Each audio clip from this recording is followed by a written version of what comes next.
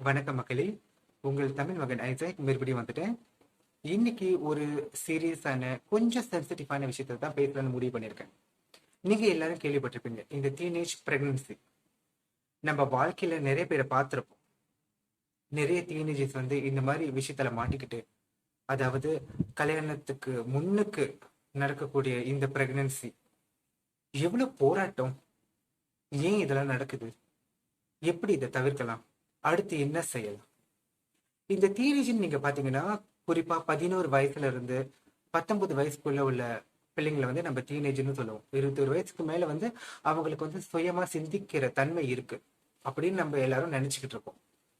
ஆனா இந்த பருவ மாற்றம் 11 வயசு 12 வயசுல வந்து ஆணா இருந்தாலும் சரி, பெண் குழந்தையா இருந்தாலும் சரி, அவங்களுக்கு பருவ மாற்றம் வரும். ஆப்போசிட் செக்ஸ் கூட வந்து ஒரு ஈர்ப்பு ஆரம்பிக்கும். பேசுற விஷயங்கள், பார்க்குற விஷயங்கள், நிறைய விஷயங்கள் நிறைய இடத்துல இருந்து கத்துக்குவாங்க.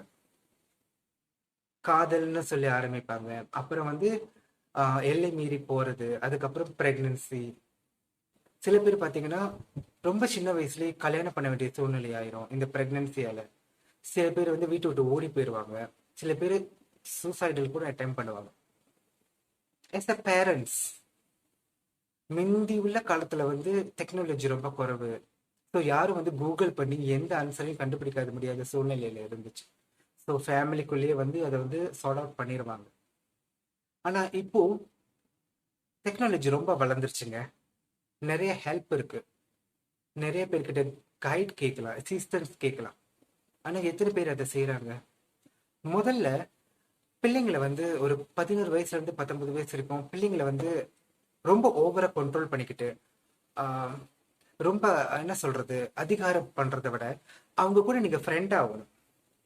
முக்கியமா இந்த பெண் குழந்தைகளா இருந்தாலும் சரி, ஆண் குழந்தைகளா இருந்தாலும் சரி, அவங்களுக்கு வந்து சில விஷயங்கள் வந்து நீங்க சொல்லி கொடுக்கணும்.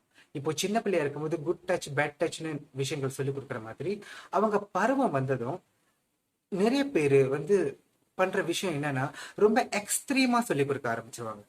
உதாரணத்துக்கு பாத்தீங்கன்னா ஒரு பெண் குழந்தை அவங்க பருவம் வந்துருச்சுன்னா அவங்களுடைய அம்மாவோ அவங்க வீட்டில் உள்ள வேற லேடிஸோ வந்து சில விஷயங்கள் வந்து சொல்லிக் கொடுப்பாங்க. அதே மாதிரி ஆண்கள் வந்து ஆண் குழந்தைகள் பருவம் வரும்போது அதே மாதிரி செய்யறாங்களா? தந்தை இல்லைன்னா அந்த வீட்டில் உள்ள ஆண்கள் யாராவது அந்த பையனை கூட்டு போயிட்டு, இதுக்கப்புறம் வந்து நீ இப்படிலாம் இருக்கணும், உன்னோட லைஃப் வந்து இப்படி மாறிடுச்சு, நீ இனிமேல் குழந்தை இல்லை அப்படின்னு எத்தனை பேர் சொல்லி கொடுக்குறாங்க?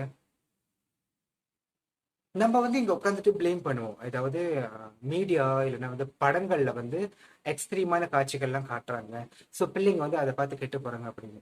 அப்படின்னா தாய் தந்தைய நம்மளுக்கு என்னங்க அதுல ரெஸ்பான்சிபிலிட்டி இருக்கு? முக்கியமா பார்த்தா வீட்டுல இருக்கிற நம்மளுக்கு, அப்பா அம்மாக்கு, வீட்டுல உள்ள பெரியவங்களுக்கு ரெஸ்பான்சிபிலிட்டி இருக்கு தானே? எந்த நேரமும் வந்து மற்ற விஷயங்களால அவங்க இன்ஃபுளுன்ஸ் ஆயிட்டாங்கன்னு சொல்றது வந்து எந்த விதத்துல நியாயமா இருக்கும்? குறிப்பா வந்து பியர் பிரஷர்னு சொல்லுவாங்க. ஓ, கூட உள்ள பிள்ளைங்க வந்து சொல்லி கொடுத்துட்டாங்க, அதனாலதான் என் பிள்ளை கெட்டு போச்சு அப்படின்னு சொல்லுவாங்க. இருக்கலாம், அவங்களும் வேற ஆள்கிட்ட இருந்தோ இல்ல வேற சாஸ் கிட்ட இருந்தோ இந்த மாதிரி விஷயங்களை கத்துக்கிட்டு வந்து நம்ம வீட்டு பிள்ளைங்களுக்கும் வந்து சொல்லிக் கொடுக்கலாம். ஆனா அகெயின்ங்க, இந்த செட் ஆஃப் ஏஜ், இந்த ரேஞ்ச் இருக்குல்ல, ரொம்ப ரொம்ப ரொம்ப ரொம்ப ரொம்ப வந்து அவங்க மேல நம்ம கவனம் வச்சுக்கணும். ஏன்னா வந்து கத்துக்கிறேன்னு சொல்லிட்டு இந்த மாதிரி தேவையில்லாத விஷயத்துல போய் மாட்டிக்குவாங்க. முதல்ல இன்ஃபேக்சுவேஷன் வரும். ஆப்போசிட் செக்ஸ் கூட வந்து எனக்கு அந்த பையனை பார்க்க பிடிச்சிருக்கு, எனக்கு அந்த பொண்ணை பிடிச்சிருக்கு, காதல்னு அப்படின்னு நினைச்சுக்குவாங்க. இட்ஸ் ஜஸ்ட் ஹார்மோன் பண்ற வேலைங்க இதெல்லாம். எதிர் செக்ஸை பார்த்ததும் வந்து ஓ எனக்கு பிடிச்சிருக்கு அப்படின்னு தோணும். இது வாழ்க்கைக்கு செட் ஆகுமாங்கிறத யோசனை வந்து அந்த பிள்ளைங்களுக்கு அந்த வயசுல 11 வயசுல இருந்து 19 வயசுக்குள்ள இருக்குமான்னு கேட்டா என்ன கேட்டீங்கன்னா ரொம்ப ரேர். அதனாலதான் நான் சொல்றேங்க, இந்த மாதிரி அந்த பிள்ளைங்களுக்கு ஃபீலிங்ஸ் வரும்போது அவங்க முதல்ல யார்கிட்ட சொல்லுவா? கூட உள்ள ஃப்ரெண்டு கிட்ட தான் சொல்லுவாங்க. ஒருவேளை அப்பா அம்மாவான நீங்க அந்த பிள்ளைங்களுக்கு ஃப்ரெண்டா இருந்தீங்கன்னா கண்டிப்பா உங்ககிட்ட வந்து அதை சொல்லுவாங்க. மா, இந்த மாதிரி ஒரு பையன் என்கிட்ட பேசுறான், இந்த மாதிரி பழகுறான் அப்படின்னு சொல்லுவாங்க. ஸோ எஸ் அ பேரண்ட்ஸ், அம்மாவோ அப்பாவோ, you know how to handle the situation. அதே மாதிரி தாங்க ஒரு பையனுக்கும், அந்த பையன் கூட நீங்க ஃப்ரெண்டா பழக ஆரம்பிச்சிட்டீங்கன்னா அவனுக்கு ஒரு பொண்ணு மேல அந்த வயசுல ஆசை வந்துச்சுன்னா, காதல்னு சொல்றான்னா, as a parent கண்டிப்பா உங்களுக்கு தெரியுமா எப்படி ஹேண்டில் பண்றதுன்னு? நம்ம என்ன பண்றோம்? அடிக்கிறோம். இது தப்பு, அது செய்யாத, இதை செய்யாத சொல்லிட்டு அந்த பிள்ளைங்களை அடிச்சு துன்புறுத்துறோம். ஏங்க, நம்மளும் அந்த வயசு தாங்க கடந்து வந்திருக்கோம். அவங்க மனசுல என்ன தோணுதுன்னு, எந்த வயசுல என்ன தோணுதுன்னு நம்மளால யூகிக்க கூட முடியாது.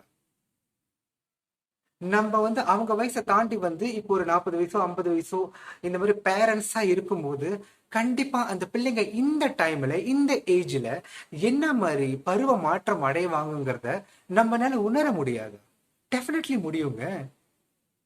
இப்ப பாத்தீங்கன்னா, சின்ன வயசுல நம்ம கூட வந்து உட்காந்துக்கிற பிள்ளைங்க வந்து அந்த பருவம் வந்து மோஸ்ட்லி ரூமுக்குள்ளேயே போய் அடைஞ்சிருவாங்க. இப்ப இன்னும் வேர்ஸ், இன்டர்நெட், ஃப்ரீ வைஃபை அப்படின்னு சொல்லிட்டு நம்ம வந்து நிறைய வசதிகளை அவங்களுக்கு செஞ்சு கொடுக்கவும், படிக்கிறதுக்கு அது இதுன்னு அவங்க மெயின்லி ரூமுக்குள்ளேயே தான் இருப்பாங்க. என்ன பண்றாங்க, என்ன பேசுறாங்க, யாரு கூட பேசுறாங்க நம்மளுக்கு தெரிய மாட்டேது. நம்ம கூப்பிட்டாதான் ரெஸ்பான்ஸ் பண்ணுவாங்க, ரூம் விட்டு வெளியே வருவாங்க. இந்த சூழ்நிலை எதுனால வருது? நம்மளுக்கு ஃப்ரெண்ட்லி அப்ரோச் இல்ல. அந்த பிள்ளைங்களுக்கு அந்த வயசுல they need someone to talk, to share whatever they sees and heard. ஒரு விஷயம் கேள்விப்படுறாங்க, ஒரு விஷயம் பாக்குறாங்கன்னா அதை ரீகன்ஃபார்ம் பண்றது யாருக்கிட்ட பண்ணுவாங்க? டீச்சர் கிட்ட பண்ண முடியுமா? நம்ம அப்பா அம்மா அந்த ஸ்பேஸ் அவங்களுக்கு நம்ம கொடுக்கலன்னா அவங்க அவங்க ஃப்ரெண்டு கிட்ட தான் கேட்பாங்க. அவங்க ஃப்ரெண்டு அவங்க வயசுல தாங்க இருக்காங்க. அவங்களுக்கு என்ன தெரிஞ்சிட போகுது இந்த உலகத்தை பத்தி? ட்ரை பண்றோங்கிற பேர்ல வந்து இந்த இந்த டீனேஜ் பிள்ளைங்க எண்ட் ஆஃப் தி டே நம்ம முன்னுக்கு வந்து பிரெக்னெண்டா நிற்கும் போது எஸ் அ பேரை நம்ம என்ன பண்ண முடியும்? ஆரம்பத்திலே இதை வந்து நம்மளுக்கு தெரிஞ்சிருந்தா தடுத்திருக்கலாமே, இந்த பிள்ளைங்களுக்கு நல்ல விஷயத்த சொல்லி கொடுத்துருக்கலாமேன்னு தோணும். ரொம்ப வந்து ஒரு குருஷியலான சிச்சுவேஷனுங்க. இந்த டீனேஜ் பிள்ளைங்க லைக் கண்ணாடி மாதிரிங்க, ரொம்ப ஃப்ரெஜைலா இருப்பாங்க. உங்களுக்கும் தெரியும், அந்த வயசை நம்ம எல்லாருமே கடந்து வந்திருப்போம். இந்த 11 வயசுல இருந்து 19 வயசு இருக்கும் பிள்ளைங்க வந்து ரொம்ப ஃப்ரெஜைலா இருப்பாங்க, ரொம்ப இமோஷனா இருப்பாங்க. பார்க்குற எல்லா விஷயத்தையும் ட்ரை பண்ணி பார்ப்போம்னு தோணும். அதுல ஒண்ணுதான் இந்த பிரெக்னன்சி. இந்த மாதிரி வந்து அவங்களுக்கு இந்த they want to try this out.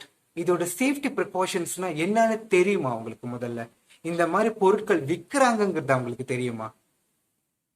எதுவுமே தெரியாது. அவங்களுக்கு தெரிஞ்சதெல்லாம் என்னன்னா, எனக்கு ஆப்போசிட் செக்ஸ் கூட வந்து ஒரு அட்ராக்ஷன் வந்துருச்சு, so we want to try out. எதையோ ட்ரை பண்ணுவாங்க, எல்லை மாரி போவாங்க, கடைசியில வந்து தெரிஞ்சோ தெரியாமலையும் பிரெக்னென்ட் ஆயிடுவாங்க. இதை கண்டிப்பா வந்து நம்ம யாருமே பிளேம் பண்ண முடியாதுங்க. யாரை பிளேம் பண்றது? பேரண்ட்ஸை பிளேம் பண்ண முடியுமா, இல்ல அந்த பிள்ளைங்களை பிளேம் பண்ண முடியுமா? ஆனா ப்ரிவென்ஷன்ஸ் ஆல்வேஸ் பெட்டர் தென் கியூர். முதல்ல இந்த பிள்ளைங்க கிட்ட நம்ம வந்து ஃப்ரெண்டா பழகி அவங்களோட ஸ்டைல்லே போகணும், அவங்க கூடவே டிராவல் பண்ணணும். தென் அவங்க நம்ம கிட்ட எல்லா விஷயத்தையும் ஷேர் பண்ணிக்குவாங்க. முக்கியமா இந்த மாதிரி ஒரு சூழ்நிலையில நம்ம பிள்ளைங்க மாட்டிக்கும் போது நீங்க வந்து அடித்தடிலாம் இறங்காதீங்க தயவு செஞ்சு. ஏன்னா நீங்க அடித்தடியில இறங்குனீங்கன்னா நம்ம பிள்ளைங்க அடிச்சா எல்லாம் சரியாயிருமா? எவ்வளவு விஷயம் இருக்கு. லெட்ஸ் see, நம்ம வீட்டுல நம்ம பிள்ளைங்களுக்கு இந்த மாதிரி ஒரு விஷயம் நடக்கும்போது அவங்க அதை ஓவர் கம் பண்றதுக்கு நம்ம அவங்களுக்கு துணையா இருக்கணும். நம்மளே எதிரியா மாறக்கூடாது. நிறைய சொல்யூஷன் இருக்குங்க. உட்கார்ந்து பேசுனா சால்வ் பண்ண முடியாத பிரச்சனையே இல்லை. எந்த பிரச்சனையும் பூதாகரமா ஆக்காதீங்க. அந்த பிள்ளைங்களுக்கு வந்து இமோஷனலி வந்து ரொம்ப கஷ்டப்படுவாங்க. அது வந்து அவங்களுக்கு ஒரு ஃபோபியாவா ஆயிரும். பிரெக்னெண்டா ஆயிட்டாங்க, என்ன சொல்யூஷன், என்ன பண்ண முடியும்? கேட்டு கவுன்சிலிங், டாக்டர் கிட்ட போங்க, ஒரு நல்ல அட்வைஸ் வாங்குங்க. நீங்க உட்காந்துக்கிட்டு நம்ம வந்து அடி புடி விளக்கமாத்த அடி அப்படின்னு சொல்லிட்டு அந்த பிள்ளைங்களை மேலும் மேலும் கஷ்டப்படுத்தாதீங்க. என்ன செஞ்சா சரியா இருக்கும், பிரச்சனையை பெருசாக்காதீங்க. அதுதான் நான் வந்து கேட்டுக்கிறேன். அவங்களுக்கு நல்ல பழக்க வழக்கங்களை, அடுத்து எப்படி இருக்கணும், எவ்வளவு பாதுகாப்பா இருக்கணும், லைஃப் எவ்வளவு இம்பார்ட்டன்ட். 10, 15, 16 வயசுல லைஃப் முடிய போறது இல்ல ஒரு குழந்தைய பெத்ததும். அதுக்கப்புறம் இன்னும் அவங்க வாழணும். அந்த வாழ்க்கையோட ஆதாரத்தை நீங்க சொல்லி கொடுக்கணும், கைட் பண்ணுங்க, கூடவே இருங்க, பில்லரா இருங்க. சீனு தூக்கி போட்டுறாதீங்க. முதல்ல வந்து அடிக்கிறத குறைங்க, ஃப்ரெண்டா அவங்க. இது தப்புனா அவங்களுக்கு ஏன் இது தப்புங்கிறத வந்து பேசி புரிய வைங்க. அதுக்கப்புறம் பிரச்சனை எல்லாம் சால்வ் ஆயிருச்சு. அடுத்து அவங்க ஃபியூச்சரை வந்து இந்த மாதிரி விஷயத்த ரிப்பீட் பண்ணி அவங்க கிட்ட சொல்லி சொல்லி குத்தி காட்டி காட்டி அவங்களோட லைஃபை ஸ்பாயில் பண்ணிடாதீங்க. ப்ராப்ளம் எல்லாம் ஃபிக்ஸ் ஆயிடுச்சுன்னா அவங்களுக்குன்னு ஒரு அழகான எதிர்காலம் இருக்குங்கிறத வந்து அவங்களுக்கு நீங்க தான் உணர்த்தணும். தப்பு செஞ்சிட்டாங்கன்னா திருந்தி வர்ற பிள்ளைங்களை நம்ம பத்திரமா பாதுகாக்கணுங்க. நான் முதல்ல சொன்ன மாதிரி தான் மறுபடியும் சொல்றேன், இந்த டீனேஜ் பிள்ளைங்க கண்ணாடி மாதிரிங்க. they are very fragile. ரொம்ப அழகா பாதுகாக்கணும், நல்ல விஷயங்களை சொல்லி கொடுக்கணும். நம்ம பண்ற விஷயம் என்னன்னா ரொம்ப குறைவா இருக்குன்னு நினைக்கிறேன். ஒரு கட்டத்துல போனா எக்ஸ்ட்ரீமா அதிகமா சொல்லி கொடுத்துட்றது. அந்த பிள்ளைங்க பருவம் வந்ததும் எப்படி நடந்துக்கணுங்கிறத ரொம்ப அளவுக்கு அதிகமா சொல்லி கொடுத்துட்றது. இல்லைன்னா வந்து எதுவுமே சொல்லி கொடுக்காம விட்டுறது. மோட்டரேட்டா சில விஷயங்களை வந்து கையாளணும். ஏன்னா அந்த பிள்ளைங்கள நடவடிக்கையில நம்ம ஒரு மாற்றத்தை கண்டுட்டோமா, நம்ம ஸ்பாயிலாம் வைக்க வேண்டாங்க. நம்ம பேசினாலே நம்ம பிள்ளைங்க நம்ம கிட்ட சொல்லிடும். சின்ன பிள்ளையில இருந்து நடக்கிற எல்லா விஷயத்தையும் சொல்ற பிள்ளைங்க பருவம் வந்ததும் சொல்லாதுங்களா? அது நம்ம கேட்கிற முறையில இருக்கு. பிள்ளைங்க வந்து எல்லாத்தையுமே ட்ரை பண்ணுவாங்க. இந்த வீடியோவை நான் கண்டிப்பா வந்து பேரண்ட்ஸ்க்காக மட்டும் ஸ்பெஷலா செஞ்சிருக்கேன். நம்ம முதல்ல இந்த மாதிரி ஒரு டீனேஜ் பிரெக்னன்சியை வந்து எப்படி ஹேண்டில் பண்றோங்கிறதுல தான் நம்ம பிள்ளைங்களோட வாழ்க்கை இருக்கு. Get a proper counseling, talk to a doctor, talk to a specialist who can advise you on what is the next action. தயவு செஞ்சு இந்த குச்சி விளக்கமாறு, கட்ட விளக்கமாறு அதுல அடிக்கிறத விடுங்க. அடிச்சா வந்து இன்னும் அவங்களுக்கு பெயின் ஆகி இன்னும் மேலும் மேலும் ஏதாவது தப்பு செஞ்சிருவாங்க. ஃபியூச்சரே ஸ்பாயில் ஆயிருமோன்னு எனக்கு பயமா இருக்கு. நம்ம பிள்ளைங்க நம்மளுக்கு ரொம்ப முக்கியங்க. புரியுதா? ப்ளீஸ் இந்த டீனேஜ் பிரெக்னன்சியை முடிஞ்ச அளவுக்கு அந்த பிள்ளைங்க பருவம் வந்ததும் எது சரி எது தப்புன்னு பக்குவமா சொல்ல பாருங்க. தப்பு நடந்துருச்சா பூதாகரமா ஆக்காதீங்க, பெருசா ஆக்காதீங்க, அடிக்காதீங்க. உட்காந்து பேசி சால்வ் பண்ணுங்க. கேட்ட proper counselling, fix their future back. அவங்கள ட்ராக்ல திருப்பியும் போக விடுங்க. அவங்களுக்கு இன்னும் வாழ்க்கை இருக்குங்க. நம்ம குத்தி காட்டி காட்டி இந்த விஷயத்த வந்து பெருசாக்கி அவங்க வாழ்க்கையை முடிச்சிடாது. சரிங்களா? அடுத்து இன்னொரு டாபிக்ல சந்திக்கும் வரை வணக்கம்.